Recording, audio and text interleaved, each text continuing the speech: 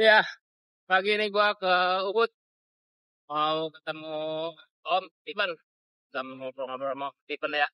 Juara satunya Bentang Jawa tahun 2025. Pemecah rekor dengan 77 jam 11 menit. I have a list of questions. A lot of list questions. Oke, teman-teman, kali ini gua ketemu dengan Dr. Stephen. Dr. Stephen. Dr. Stephen Lane. Dr. Stephen Lane. PhD, yeah, you are PhD. Correct. Yeah. I cannot prescribe you any medications. To get stronger, ya. Yeah. Yes, nggak apa-apa. It's okay. Thank you. Can I get one more oat latte too, please? First of all, congratulations for your amazing achievement. Thank Bentang you. Jawa, 77 hours, ya. 77 hours. Yeah, it's crazy, yeah. Felt like longer than that. It's the elapsed time. The moving time, you know how your moving time? No, I haven't looked yet. It'll be on Strava. Yeah. But I haven't double I guess checked it's around anything. 70 something, yeah. No, it'll be less than that. Less than 70. Yeah. So I speeding, yeah. Yeah. Speeding for... I had like the timer and the elapsed time going, and even with the sleep stuff, I reckon it'd be like 67, maybe, something like that, moving. Mate, I can take off 10 hours next time. Just don't stop. Don't stop, just keep pushing. If I took all the drinks off all the people on the side of the road, I wouldn't need to stop, would I? Maybe because of the dot watcher, yeah? Yeah. How many dot watcher did you meet along the way? I'm going to say thousands. Oh, crazy, man. I went famous. from hundreds, and I was in my head like, this is a good story. Like, there's hundreds of people out, but in the end, it turned into thousands. Like, crazy, man. Along the way, or just in the certain segment? As I got closer to the end, it just got more and more. Especially from Jogja, Surabaya. Yeah. Crazy. People. It was amazing. I didn't expect that. I've never expected that. I can't think of a bike packing race in the world, like, or even all the big ones in Europe and stuff, where it's such people are thing. cheering you on the street, calling. Yeah, like I was signing T-shirts. If they didn't have T-shirts, I was signing their Apple Watches. Oh, crazy! It was crazy. Yeah. Amazing experience. That was the take home for me, was the dot watcher community. Crazy, yeah. Okay. Now before we go into the Bentang Jawa event, can you explain about yourself? Who is Dr. PhD Stephen? I'm from Australia. You're born in Australia. Born in Australia, down in Victoria, down near the Great Ocean Road, which a lot of people know. Yeah. I've been riding bikes a very long time. Since 12 years old. I'm 45 now. 45. I didn't really get into racing bikes until I was like early 20s. You started racing on the I lost my driver's license. Why? Because I ran out of points for going too fast all the time.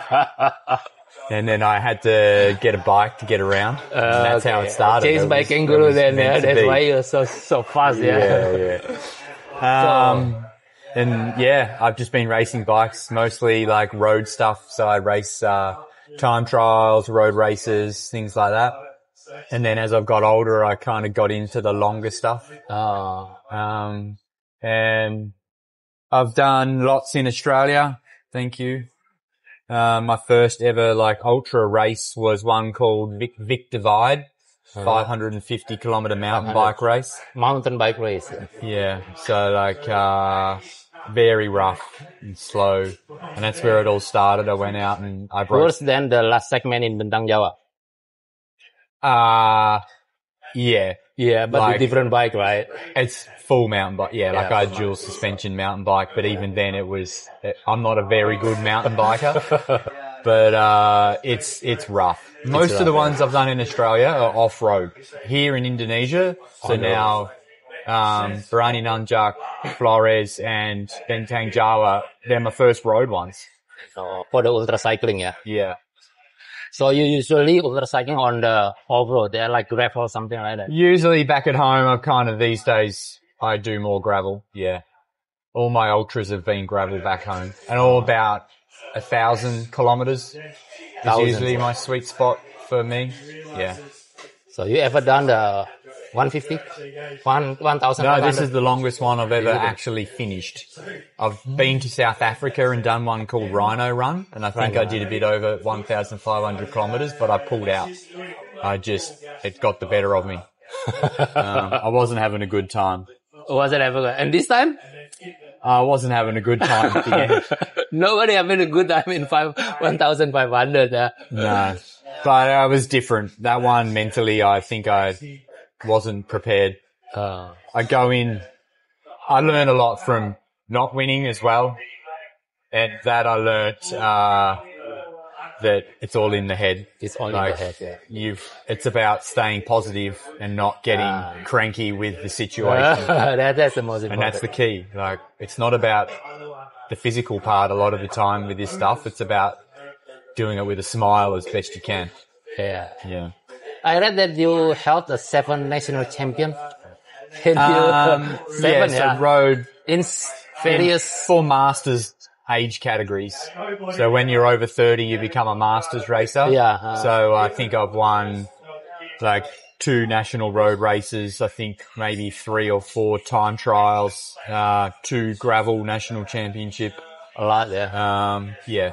And you're breaking a lot of records, I heard. I think all of the ultra races I've done, I've gone the fastest anyone's gone on the course. Yeah. In Indonesia and in Australia. In Australia, yeah. In Australia, how many records do you have? Ultras. Look, it's race to the rock ones, so they're like, race to the rock. Lost counting, yeah? You lost counting on that. Yeah. See? It's not abal-abal, man. A lot of records. It's not, yeah. It's not an abal-abal racer.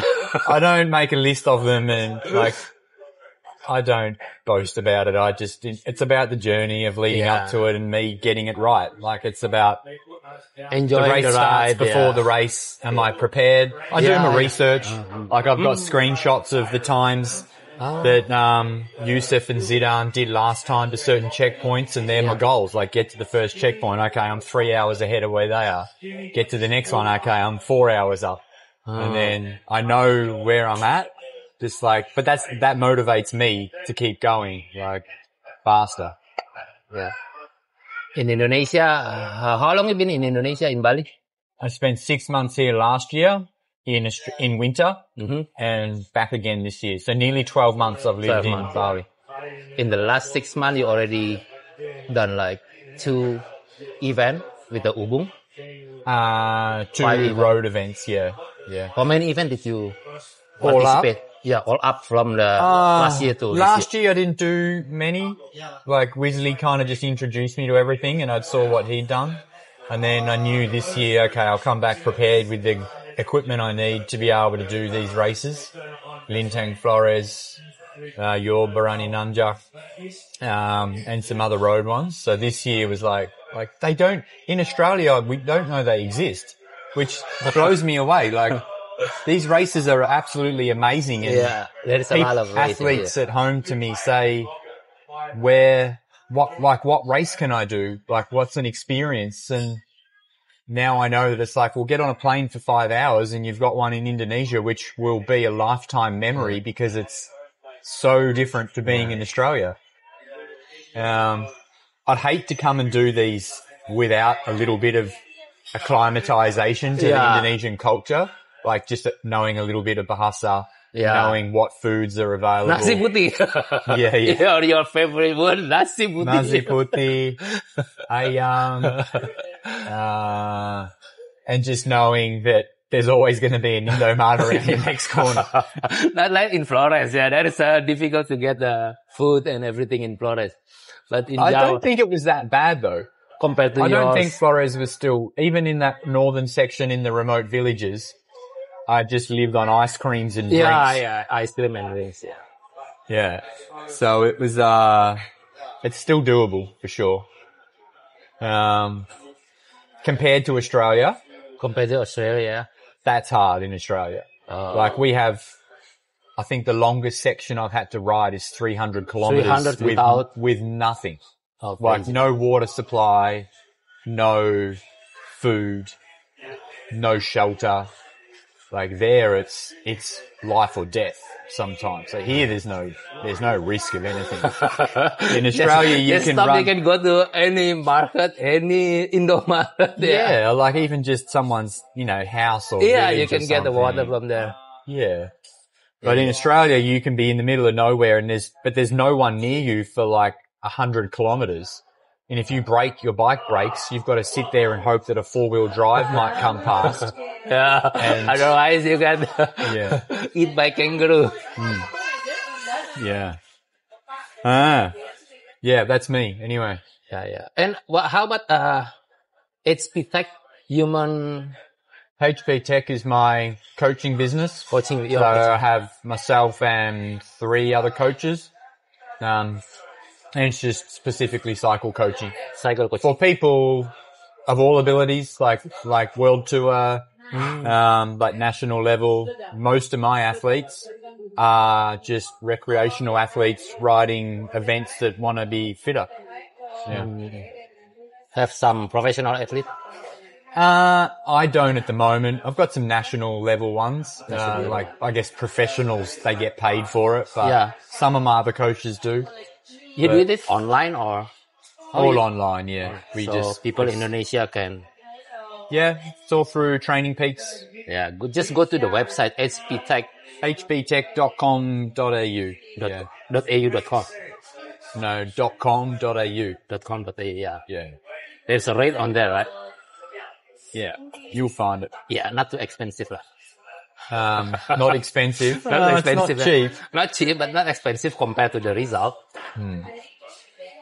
Okay, and one last thing about your PhD. Yeah. In what major? My PhD my undergrad was human movement, which is kind of like sports science. Oh, okay. I did honors, and then my PhD was I did 4 research projects where we get athletes in the lab and we get them to do exercise, stab them in the leg, take some muscle out, things like that. And it was on carbohydrate, and its effect on training adaptation. So, if you train with low carbohydrate availability, there's things in the muscle that respond better. Yeah. Because as an endurance athlete, it's all about an energy balance. So if you're in a low energy state, you tend to have an endurance adaptation, whereas I guess the opposite is resistance training, where you need to be in a higher energy state to grow muscle. So it was all about that, and performance and how we change things. And supposed to turn your phone off, Ali. Yeah. Maya is calling. Yeah, so that was kind of it. So it was, and it worked very well for me to do what I do now. It's all about training and so you always prepare your nutrition and everything before the event, or just? It's not dialed in where it's very specific. For a short race, yes, like I know what I need to get in for a really short, hard race, like 4 or 5 hours. For this race, it's more about just getting what you can get and not neglecting it. Like when you get tired, it's hard to eat. Like it's hard to eat enough, and it's why you're tired, because you're like, oh, now I've got no energy. I've got to ride up Bromo. You've got to be strategic and go, okay, I need to stop now and eat a good meal so that hopefully that carries through to the next hard bit. Yeah. So for sports nutrition guidelines kind of go out the door a bit in an ultra race like this, but I carried like 2.5 kilos of sports nutrition with me. 2.5 kilos? As in like gels, like maltodextrin, which is like in tailwind sachets. And like carbohydrate chews. Cause I knew that was going to be my weak link, was staying on top of it. Yeah. So you prefer to use carbohydrate compared to the protein? Well, You don't do you protein. don't oxidize protein Yeah, for muscle contraction. Like protein's a building block. Yeah. You don't use it to move forward. You So move it you to focus use it on to get big. Yeah. That's why you eat rice, It's white rice too. Yeah, like white rice is high in carbohydrate. Like Yeah. it's all carbohydrate. It's 100, without the chicken. yeah. Protein's good for recovery. Yeah. Carbohydrate's good for exercise. During an ultra, you're kind of using a balance between fat and carbohydrate. Yeah. And you've already got enough fat in the body to use. Like even if you're skinny, you've got enough fat to get through an ultra. Yeah. So it's the carbohydrate that you need to get in. Yeah. I don't think there might be I don't think that's as well understood, especially by some of the Indonesians doing the race, that as it could be. Like it's all about carbs. For me, it's all about carbs. Yeah. Yeah. Sometimes I just eat whatever I can find, just eat. Yeah. Like But there's you no have to point in focus sitting on down the- and just eating chicken. It's not going to make you go better. What about sugar? Sugar Like is Coca-Cola. sugar is carbohydrate. So carbohydrate is either a monosaccharide, which is just basically glucose, sugar, yeah. sucrose. Then you've got polysaccharides, which are the more complex ones, like they're just a longer chain. Same thing. They all get broken down into glucose to be used at the muscle. Yeah. Oh, okay. Yeah. In its simplest form, glucose is what the muscle uses, but that's stored as muscle glycogen, which is like lots of glucoses put together in a matrix. So if you eat, like white rice and things has just a combination of all that stuff. Yeah. It's all the same. Interesting. Very interesting. But yeah, like chocolate, like roti. So you prefer, along the way, you prefer like white rice, chocolate, roti. Well, not so much chocolate itself, but like, roti, like in 30 drinks. sorry, roti. It's probably what I had was 30 of those chocolate rotis. It's easy to eat also, yeah. Yeah. And you get the packet and I just bite a hole in it Yeah, to like just squeeze the air out of the packet, and then I can just stuff it in my vest. Yeah. And then I might have like 6 at a time with me. And they're just always there as a backup. Yeah. I turn off the... Okay. Continue to the second section. Bentang Jawa. So, how's your preparation for Bentang Jawa? You do special preparation or... Yeah, I guess I did. Like, I was really fit over like early in the year, like January, February when I was back in Australia. And then I knew I was signed up to do Flores and things, and I had no intention in doing Bentang Jawa. It's only because I won Flores, and then as a bit of a joke, the registration for Bentang Jawa was closing. Yeah, and while I I was remember over there. Oh, yeah, And ex-Torty, he's like, "Oh, you're gonna do it?" And I was like, "Oh, I don't know, man. Like, I'm still tired. And then as I sort of signed up and then sent him, I said, "Hey, look what I just did," and I signed up to it. Because that experience was great. It made me want to do Bentang Jawa. But yeah, form was good. Like I was fit. I did lots of high intensity early on. Did some racing with Ubung Academy. Then I went and did the Dolo Com. Yeah, the main Dolo Com, Cepeda. And I rode there and back. So that was like 1,200 kilometers. I heard you tried the Ijen also, yeah? Yeah, I rode over Ijen to start. And I've done that before anyway, because I rode to Jakarta last year. So I rode basically the last 500 kilometers of the route, coming back from Kediri only like 3 weeks ago. And you already test the Bromo, the Jemplang? I heard you test the Ranupan. Yeah, I'd ridden up Bromo. Because I stayed in Malang the night when I came back from Kediri, and then rode over Bromo. Test the water, yeah? Yeah, but yeah, I'd been down that side, but not up. That's a brute of a climb. It was harder that night. That night I was like, I must be nearly at the top.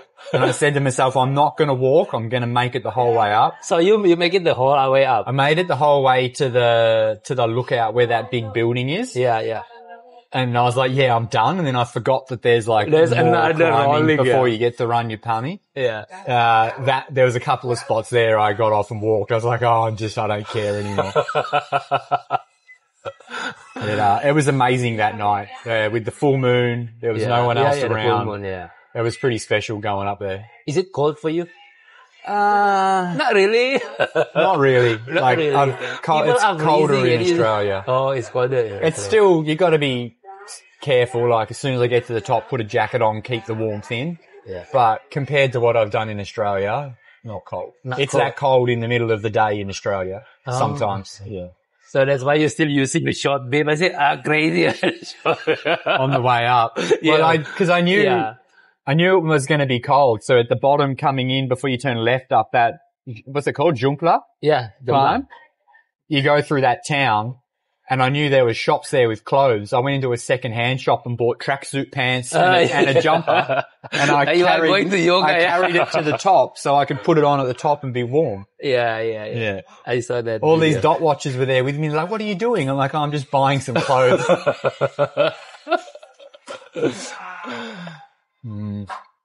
So how you maintain your fitness level with a lot of event?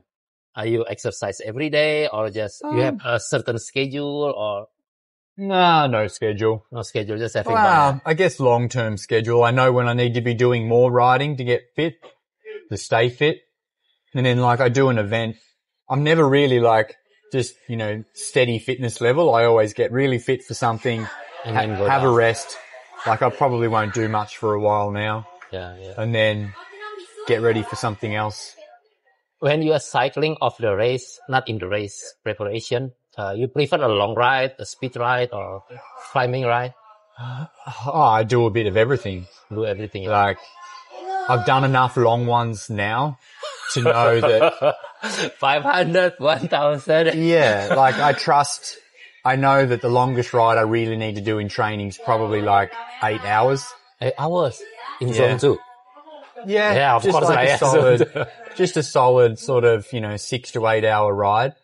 And then it's all about how I feel when I finish that. I could do 6 or 8 hours with 3,500 meters climbing or something. I did the, what event was it? Was it yours? Which one? Was it your supported ride? Which one did I do? In June? I can't remember now. You are blank, yeah. Was it your supported ride? I guess so. Parani Nanjuk supported one, which was, how far was that? 180? Yeah. Yeah, it was yours. I did that, and then I rode to and from Ubud, so that was 200 and something Ks for me. Yeah. And on the way home, I felt awesome and just gassed at home. So if I can get home, if I can do that and get home feeling like I'm I could keep riding, you've got the endurance. But for me, it's all about also going fast. So I need to do the hard stuff, which is a lot of climbing. My amount of climbing I do during, preparation and weeks is twice as much as most other people. Oh, okay. I'll go, okay, today I need to go do 3,000 meters of climbing. And I just do it pretty solid. I ride it 80 to 90% of my FTP. And that's what gets me kind of ready, I suppose. So anytime the event asks you to join, you can join it without a lot of preparation. I still need to be ready. I think it's a mental thing. I need to know I'm fit. But again, I don't think these events are all about who's got the highest VO2 max. It's about who's most prepared mentally, and you need an element of physical fitness. So on the ultra cycling, you prefer on the mentally stage, yeah? I think now for me at the pointy end it is, yeah. It's all about my analogy for the ultras at the pointy end of the race is putting your hand on a hot stove who can leave your hand on the longest. It's like who can stay on as long as before you're like, oh, now I need to back off and have a rest. It's like who's the mentally longest, the strongest, or putting your hand in a bucket of ice. Like who can stay there the longest before you crack. Before the event, you study the road or just, how do you study it? I break it up. So in Ride with GPS, I put it in and I break it up into segments. I think it's very smart for a big event like this to not, your brain can't handle it if you say, I've got to go ride 1,500 kilometers. You need to break it up into like, I've got, you know, could be 250. So say, okay, I've got this section, 250 Ks. Your brain will like, yeah, I can do that. Then you finish it, you get to the next one. And I kind of break it up into the checkpoints. For the first checkpoint, it was like 460 kilometers or something. Like that was just one segment on my Garmin. The next segment was 2 sections for the next part. And then like I finished it at Yogyakarta, or how do you say it? Jogja. And then the next one was Blitar, and I kind of then just go, okay, what's that terrain like? What are the main climbs? Where's going to be a good spot to sleep? Oh, you already identify first before the... Well, like, I knew I was going to sleep at Blitar and get a room. So I knew that was a hotel. Yes. And that was my key sleep, where I was going to go sleep an hour and a half. Whereas... You only sleep an hour and a half. There I slept an hour and a half. That was the longest sleep I had. Yeah. People say in the social media, you slept only 7 minutes. I say crazy lah, 7 minutes. Where do you get the 7 minutes? Sometimes I don't know where they get these numbers from, but. Yeah, because I heard you said that 45 minutes at the first day and maybe the second day. First day, I rode to CP1 non-stop. Yeah. And then I can't sleep when there's like, I can't sleep at the checkpoint. Because there's too many people, they're all doing things, and I need somewhere like where there's nobody. I carry earplugs with me. So you take a sleep, Yeah, so like, I slept. Where do you sleep on in this random little, bamboo hut thing off the road a little bit, like at a rest stop somewhere. And I just went and found it. It was in a quiet spot and I had a good 45 minutes sleep. Yeah. And then, the next time I tried to sleep was, I get so confused now. I was at the top of a mountain somewhere on the next night. It was one of the longer climbs. I can't remember what the towns were though. But, I was trying to sleep there, but that was when all the dot watches started coming out. And I was at the top in this other little bamboo hut, and then cause your tracker disappears, but you can see what distance marker I was at last. So there's all these people pulling up going like, oh, where is Mr. Lane? Are you here, Mr. Lane? I'm like, guys, I'm trying to sleep. Trying to sleep, Yeah, and he's like, oh, I'll just wait up here. I'm like, no, just like go away. Like it's important for me to sleep. You have to get a rest, So in the end, I didn't sleep. Like I couldn't sleep. And you decided better to move on, Yeah, like if I can't fall asleep within like 10 minutes, I can usually tell if it's going to be a waste of time or not. So I'll just get up and go. I think I tried like 3 times that night to sleep, and always found by the dot watcher. Well, yeah. First time was the annoying time. The other 2, it was probably more my fault. I think I'd kind of missed my opportunity to kind of turn off and sleep. And then Blitar, I slept for 45 minutes. And then I slept, coming down Bromo. That's the tiredest I got. That was a very windy, rough descent, and I was like, because I'm not pedaling or anything, I'm like nearly falling asleep. I said, I've got to sleep when I get to the bottom, and I found this other little bungalow thing and slept for like maybe 15 minutes, and then woke up again. 15. Yeah, 15 minutes. And then I think that was it. That's a pure sleep, Yeah. So not much total, like. Yeah, maybe 3 to 4 hours, Less than 3 hours. Less than, probably like 2.5 total maybe. Yeah. But beside of that, are you stop for the power nap or no? No. Just take a food, something? Yeah. Like just the rest of the stopping times, me. Without resting. Just eating, eat and go. Yeah, it's just me eating, fixing something. Like, you get so tired after a while that like, and the roads are so rough that like one-handed trying to get stuff out of your bags is really hard. And I think the other side of it is a bit of self-care, like looking after yourself, as in like I carry some rags with me and I kind of wipe myself down, even like on the saddle where I sit, I kind of clean myself out and put new chamois cream on and stuff. Just you got to look after yourself, otherwise it accumulates and just gets worse and worse. So a little bit of time out to do things like that. Like I had, cause we got wet one day. Yeah. And I had to stop and buy new socks at the Indomart cause my feet were, remember what my feet were like at the end of running Nunjuk? Like my feet were like that again, like just trench foot wrinkly, and it starts to hurt. Yeah, yeah. And so, your skin is so soft then. Yeah, like my hands now are a bit like, you know, wrinkly. Yeah. But, my feet were sore, so I stopped at an Indomart, bought new socks so they were dry, and then rode with my feet out of the shoes for a while to let them dry out. Yeah. And they got better. Yeah. So there's small things like that. It's managing the situation. Yeah. So remember when in junior, you said that you will be finished at around 75 to 78 hours. Yeah, when we discussed it, that was a good guess. Yeah, how you guess it that precisely? It's just a number, or you can calculate? It's just looking at, I guess, it's just a guess. Just a guess, yeah. But you cannot randomly guess and always correct, right? It's literally just based on what the finish times have been before and knowing how fast Zidane and Yusuf did it, and knowing like at Lintang Flores, like, okay, how far ahead of Zidane was I there? Yeah, so it's just making an educated guess as to like, possibly if I'm going to go do this one, it'll be this time. And along the way, you feel it's possible, or? I think after the first checkpoint, I was like, unless something goes wrong. Yeah, you can make it to 70. Yeah, but I don't think about it. Like it's not something I'm like aiming to do. It just happens. Oh, yeah. When I'm riding that, I try and dissociate time from anything. Just do.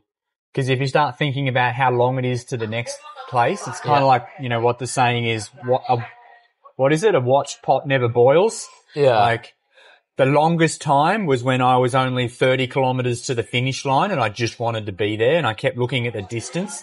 And then all of a sudden time just went so slow. I was like, I've only done 5 kilometers. And then you get frustrated on that. Yeah. So like I try not to look at it. I try to look at it and go like look at it every 12 hours. I'm like, I've done, 200 rather kilometers. than every 5 minutes you check. Yeah. Time is only something that man's invented. It doesn't really exist. So if you try and ignore it. Yes. Suddenly you already finished it. Yeah. It's all about physics. Yeah. Okay.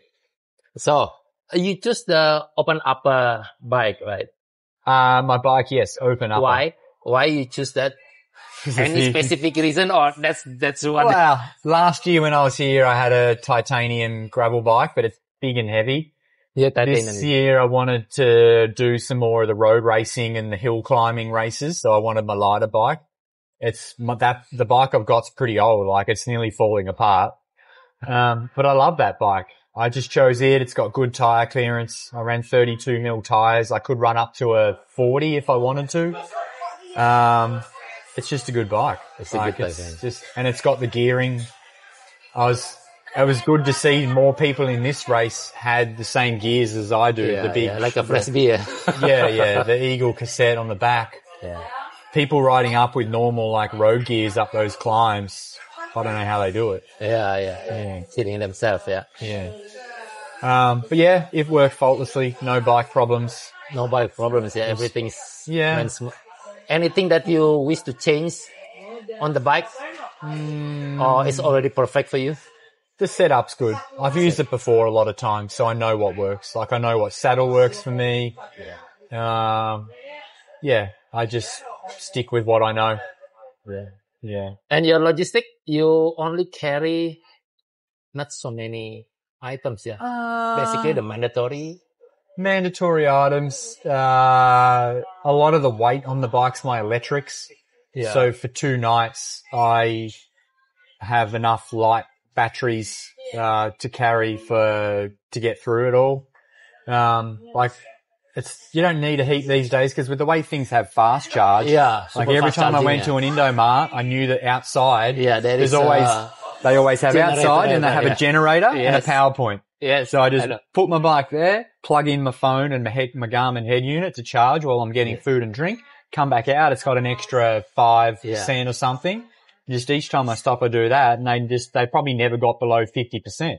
Oh, it's just the lights I was a little bit worried about. Cause I didn't bring my charger. I was a bit stingy and I was like, I'm not going to bring my light charger. I had one light that had a charger, my exposure light, but that was my backup light, but I ended up using it as much as I could and saved my good light for maybe the Bromo descent where I needed a bigger light.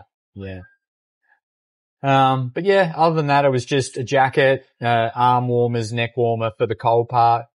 That was really all I bought, and a sack of the sports nutrition. Yeah.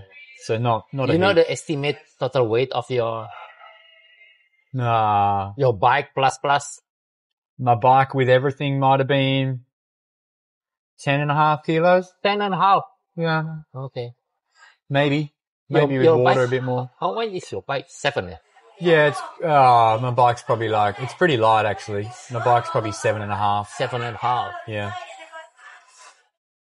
And your logistic only 4. Usually people bring up to 7 kilos to 8 kilos. Their bike or? No, the logistic. Yeah. Look, it could have been more. I don't know. Probably so how was. you organize any specific, or just put it in, or you organize? I kind of know what stuff I reach for all the time. And I always run my little backpack as well. Yeah. The backpack's handy because I can put stuff in the pockets here. And easy to reach here. Yeah. And if I do get drinks and I might stop at an Indomart and I've got, I buy 3 iced teas or something, I can just stuff them in the back and then go, I got another spare one. So it means I stop less. Yeah.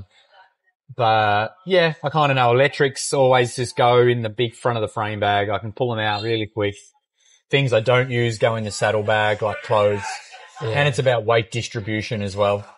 Like you don't want the heavy stuff in the saddle because it's higher up, center of gravity. You want the heavy stuff down low. Oh, so you manage that also, yeah? Well, it's just, it makes sense. You don't want the heavy stuff up high. Yeah. Or on your body. It will drag you. If you've got more heavy stuff in your backpack, it's more weight on you to have to support. Yeah. Yeah, that's just simple stuff that makes sense by to logic, me. Yeah. But sometimes people don't care about it or just don't realize that. Yeah. It's experience. So on the first day, it's rainy and storm, right? You get it? Or second day. Second day? I can't remember now. It was really wet one day. So how do you feel about it? And do you have any, people say, this trouble, is mentally down, whatever. Nah, I lost Pirani Nanja. Because the only because when it was raining, I didn't want to ride in the rain. Yeah. And I stopped and waited for it to stop and it didn't stop. And like in that race there, I wouldn't normally stop and sleep, but I was like, stuff it. I can't be bothered getting wet. Yeah. This time I just rode through it.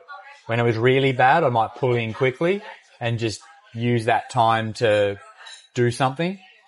But otherwise I was just like, just keep going. I've just got to keep moving forward because I don't know if it's going to stop or not. Again, you cannot predict. Yeah. Once I'm wet, it doesn't matter. Yeah. Like you try to stay dry if you can, but once your shoes and that are wet and your chamois and stuff, because once that's wet, everything starts to get more abrasive and things. So once I'm wet, I just keep going. Did you bring extra bib? No, only one. Yeah. Just one. This one. How you manage when it's wet? It's not comfortable, right? Well, I've learned my lesson now. I actually carry these little microfiber cloths. They look, they're about like chamois, yeah. They're about this big. These little white ones, and I know now that with all the salt and stuff, you get a lot of chafing. Yeah. And Like, I don't know, everyone probably doesn't want to hear this, but I think after, was it Flores, like, I was rub raw, like, everywhere. I won't say where. Use your imagination. I never use it. For all your man bits and things. And I had one with me then, and I ended up like wrapping all my block and tackle up in it. And I was like, oh, that's heaps better. So this time I carried a whole bunch of them, and I just kept using a nice fresh one, and I'd wrap myself up in it. And then even on my chamois where I sit on the seat, I'd put one under there as well. What It's hard though it's hard when Dot watches it all there though, and I'm trying to do something like, hey guys, sorry, I just have to reach down and stuff all this stuff into they're like, what are you doing? I'm like, if you want to hang around, you're going to see the bad stuff as well as the good stuff. Where's my, it suddenly disappear? Yeah. So that's one thing I've learned, you know. What microfiber? Oh, they're just cheap ones from the, like, supermarket. They just come in a pack of, like, 10, and they're just a little thing like this. They're just a little white rag. Nothing special. Nothing special. Just give your... Yeah, it's just a clean rag that hasn't got as much bacteria and stuff all over it, and the texture of it's actually pretty good because it's very non-abrasive. And, yeah, it's my secret. I carry them because, like, I use it to wipe the sweat off my face. That's not the same one. Not the same. I use it to clean my glasses. I've got one for my glasses, one for my face, one to wipe myself down before I put sunscreen on again. Cause that's the other thing, like Indonesians don't seem to use sunscreen. Yeah. We're already black already. Like I'm covered in it. Like I'm covered in sunscreen. Cause like I'm not too bad, but I nearly look Indonesian, the color of me. Yeah. But, yeah.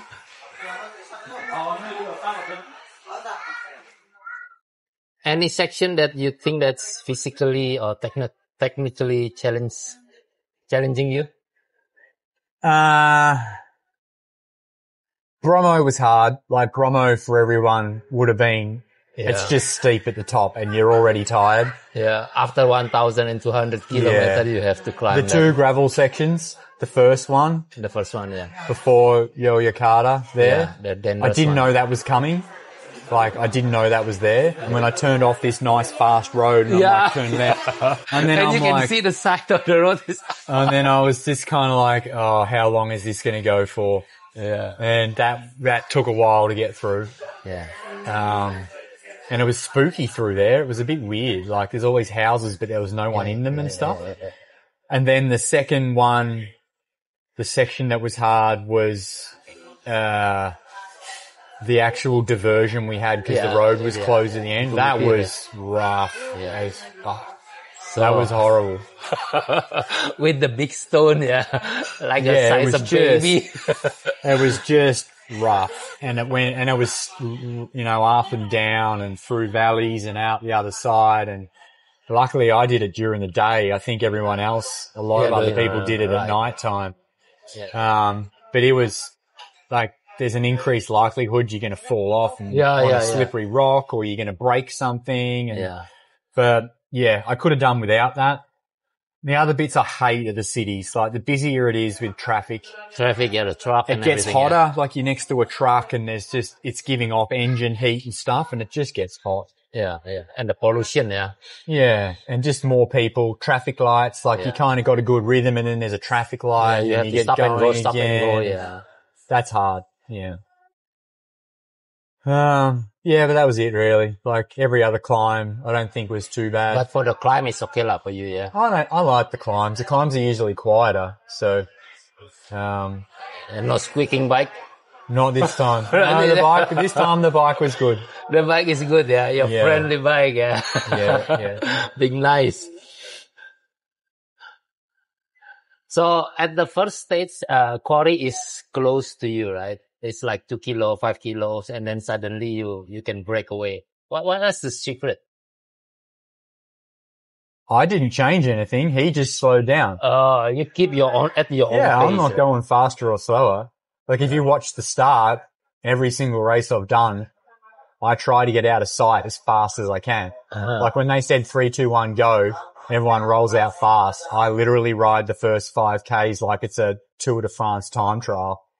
And I'm looking over my shoulder going, can I see him anymore? Because if they can't see me, they'll start going their own pace. Yeah. Whereas Because, there's no carrot to chase. Yeah. So I just try and get out of sight and be as efficient as I can. So that's, that it scares me that one day someone's going to just follow me the whole time. Gets a bit annoying then. Yeah. And you keep looking back. Yeah. Oh, like it'd be fine, but I use my fresh legs while I've got them. Because think about it, like when you feel good and you can go fast, you may as well do it. Because there's no way on the second day where it's like, oh, I'm going to go fast now and put the hammer down. It's like, I'm already cooked. I can't do it. Like in the start, I'm doing like 300 watts. Yeah. In the first couple of hours. On the second day, I'm barely capable of doing, my recovery pace is basically all I can do when I'm fresh sort of thing. So, yeah. My rule is use the good legs while you've got them. Yeah. And you do it up to the max or? No, it's not max. It's controlled. I'm not breathing heavy. Yeah. That's why. It's just my solid pace. Yeah. So how about the wind? The coastal wind on the early day. How much the wind? It's crazy wind. I knew that wind was going to be there, and I tried very hard to not let it be something that was going to crack me. Yeah, some people are frustrated with the wind. Yeah, I was just like, there's nothing I can do about it. But like, it was a 1,500 kilometers of headwind. And it was pretty horrible at times. The second day was the worst. It was big open plains. And it just, And also when you go to the second checkpoint, there's a long road before climbing. There's a wind also. Yeah. Look, the wind was everywhere. It either gets, even if you're not going directly east, because it was an easterly, the wind seems to get channeled through the building canals. Like there's a road and the buildings, and it just kind of feels like a headwind anyway. But the funny thing was, because it's Indonesian Independence Day or whatever this weekend coming, all the towns have all the flags up for it. Yeah. So everywhere you go, there's just flags. And you can just see the flags just flowing. You can see where it's coming from. It's frustrating. The other funny thing about the flags was the red and the blue. Whenever you're looking for an Indomart, thinking, oh, I'll stop at the next Indomart. And because all those flags were everywhere, I'd see the flag and go, oh, there's an Indomart sign up in the distance. It was like, oh, no, it's just another flag. They always had wind, never tailwind. It'd be nice if they just ran at the opposite. I reckon I could do like 60 hours time if it was the opposite direction. When is the tailwind? Yeah. So how about your pacing strategy? Constant. It's just do what you can. There's no pacing. No pacing. After the first day, it just turns into one pace. Survival mode. Yeah. That's the survival mode. Yeah. Pacing's not more so how hard you're going. It's about how often you stop. So how many times you stop? I don't know. When I stop for drinks and things. So what I mean by pacing is I'll ride without stopping as much through the night when everything's closed, of course, and in the morning when it's cooler. But then between like lunchtime and 4 o'clock when it's hot, I'll stop more often. And you have to. Like you can't ride through it. Yeah. Like stopping to get a cold drink is keeping your core temp down. But you make it efficient stop, right? Yeah. Just stop, buy something, and then just go. 10 minutes. Not sitting, playing with the handphone. No, it's just get a drink and just stop and go, Yeah. And even like drinking the drink while I'm moving instead of sitting there drinking the drinks. Yeah. Even eating on the cycling. Yeah, just small stuff like that. You never have a big lunch or big dinner? I never had a sit down meal. Oh, you never have a sit-down meal, always on the road. Oh, maybe I had like a chicken and rice maybe somewhere. Like finally you eat chicken, a rocket chicken or something. Yeah. I think once, but usually I got takeaway a few times before the checkpoint and I'd eat it at the checkpoint. Yeah. You eat it only the rice or you don't eat the chicken? No, I ate the chicken. So I didn't carry chicken on me, but I get like do a and then like For nasi. four nasi and eat one and then have 3 with me. There was one really good photo of me sitting in an Indomie. eating.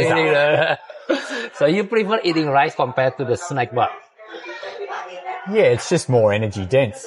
Like the snack bars, those little fit bar things that you get, there's only like 15 grams of carbs in it. That big thing of rice has like 50. Yeah, it's bigger, yeah. And it's just palatable, like... And it's make you feel full. It does help with that, Your brain thinks it's actually had a meal. Yeah, agree. Yeah. If you're eating a snack, just like... Yeah. How many notes have you got there? Like thousand questions. Crikey. So there is no breakdown moment for you? No. Been there worse, yeah. I've been done worse. I didn't lose my shit once. I don't think. A couple of times in the rough section I was a little bit like sort of sometimes I swear out loud sort of thing, but just to express your to release your. But that's one thing I've learned over my experience in doing ultras is just try remaining to enjoy mentally calm. Because it's all about your mentality. Like if it's hurting, you can choose to react to that in a bad way. What difference? You still got to do it. You may as well just let it be what it is and be in the moment and go, it is what it is. It'll end soon.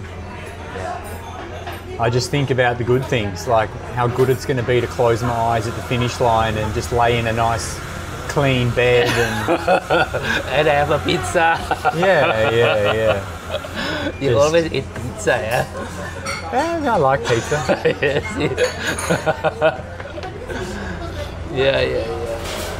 It seems like it's easy for you not to sleep within 48 hours.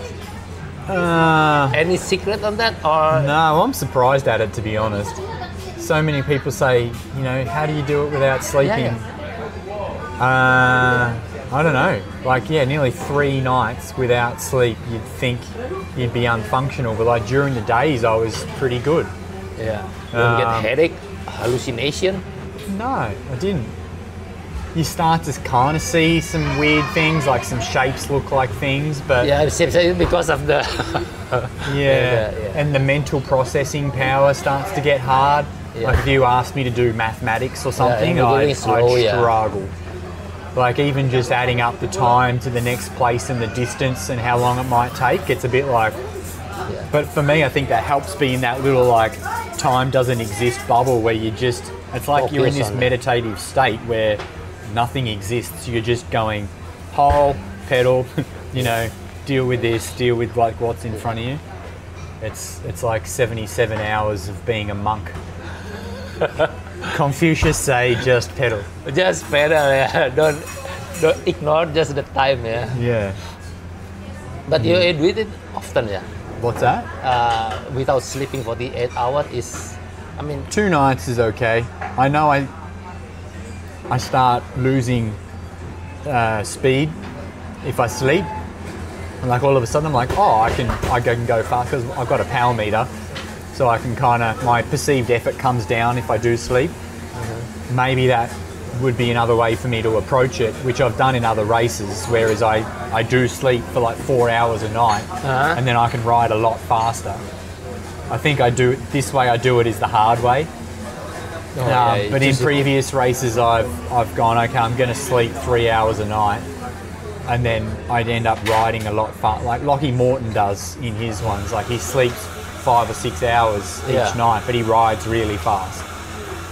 But I find it hard to sleep on these ones. Because there's nowhere for me to sleep. Like there's no place to sleep, I spend all night from but my sleep window is usually between like 2 o'clock and like 4:30 in the morning, 5 o'clock when the sun comes up. In that gap there, I'm looking for somewhere to sleep. If you cannot find it, just go. I can spend hours riding going like there's nowhere I can find to sleep because I'm in a town and there's always like, that's what blew me away is in Java, it's 3 o'clock in the morning and I'm riding past groups of men like painting fences and working on motorbikes. So I'm like, it's the middle of the night. What are they doing? Yeah. Or even singing. Yeah, like there's groups of people up, like, you know, being social and things like. But there's literally people doing what they'd normally be doing in the middle of the there's a dude day. painting a fence at 3 o'clock in the morning. It just baffles me. Yeah. But you're doing it often, yeah, without sleeping 48 hours. Well, it's common. It's common for you, yeah. So it's not something new for you. No, like I know how I respond to it now. Yeah, because like you said, some people say it's difficult to keep cycling within 48 hours. Yeah. I think 2 nights, like when it's 48 hours and it's only 2 nights, like Flores was through 2 nights. Yeah. I'm fine with that. This one scared me because it was going to be 3. 3 nights, yeah. But it didn't really affect me that much differently, 2 versus 3. Yeah. If it was 4, I think I'd need to stop for a good 4 hours sleep or something. Yeah. I think that's for all, along the way, you as a coach, did you see any big mistake that other cycling do? Other cyclists make? Yeah.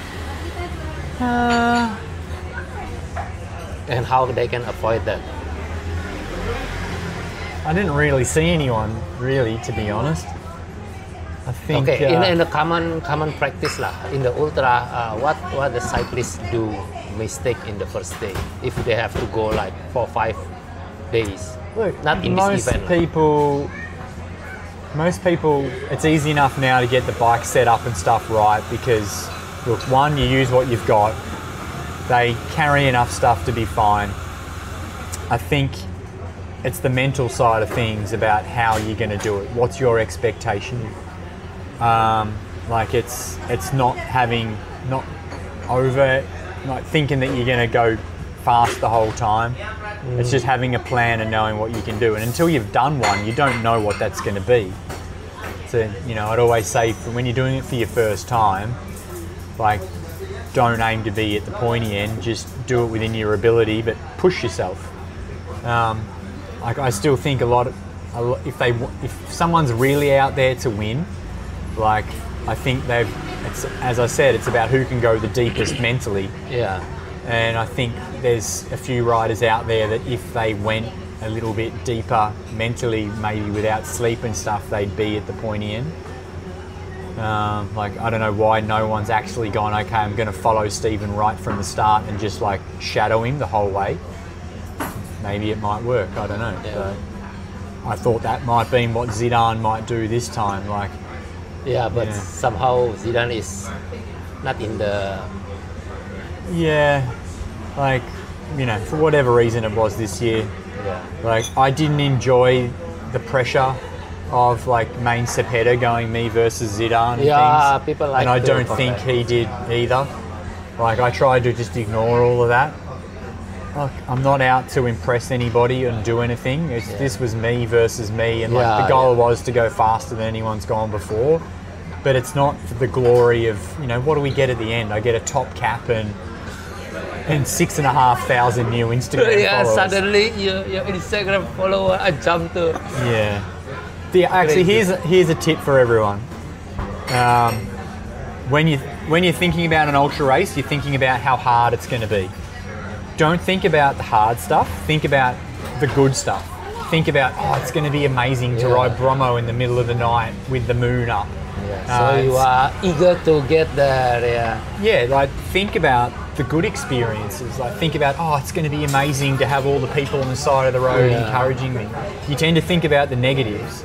It's going to be difficult climbing Bromo. Other than like just accept that it's going to be difficult, but accept that it's going to be like an amazing experience for whatever reason. Like I think thinking about that, finding the positives within the hard stuff, definitely helps. Yeah. And don't go, oh, I'm not looking forward to the gravel section. Like, It's going to. don't tell yourself that. Just be Yeah. like, look, it's going to be nice to get off the road away from all the traffic to get onto that. Yeah. Even it's difficult to say that. Yeah. When you hit Like, a bloody hell. it's just all about perception of the moment. Like, Yeah. perceive it as hard, it'll be hard. Perceive it as like whatever, good, it'll be good. Yeah. Same with the headwind. Like, what do you do? There's nothing you can do. Yeah. No, it's just deal with what it is. Don't think about it. Pretend it's not even a thing. Like, yeah. You can say thank you for the wind because it's going to be hot. Yeah, well, that's the thing with the wind is like it actually kept the smoke away and things like that. So, yeah. Any event that you are going to attend? Or are you going to back to Australia this September? Back to Australia in a couple of months. I've got a race with Ulbong next weekend, which I signed up for, but I'm not 100%. There's like a hill climb race up the Hanging Raja Garden Gunung, yeah. route. Raja Yeah. Gunung. Yeah, I don't know how my legs are going to be, but I signed up to it for a bit of fun.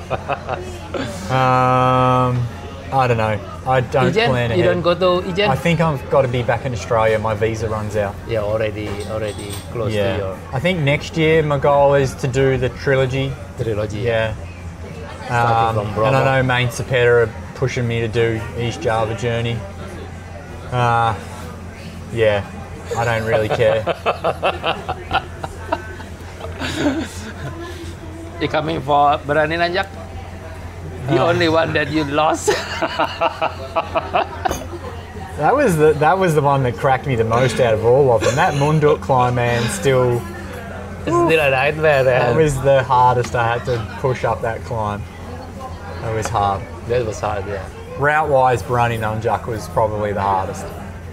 Yeah, only 500, but brutally climbing. Yeah. And it rained and everything like that. Yeah, So, no plan. Go back to Australia, ride in the mountains, enjoy some fresh air there. Yeah, chased by the kangaroo. Okay. And I'll be back next year again, I think. It's the same pattern now. So, Usually, what month you came here? it's end of March, start of April. I know, yeah. Okay, Stephen, thank you very much for the Thank you. This It was a time- good chat. good chat. Thank you. Very insightful. Hope you come back here again. I'll be back. you. I'll be around. Go to the Bentang Jawa. Yeah. Again, another Bentang Jawa? No.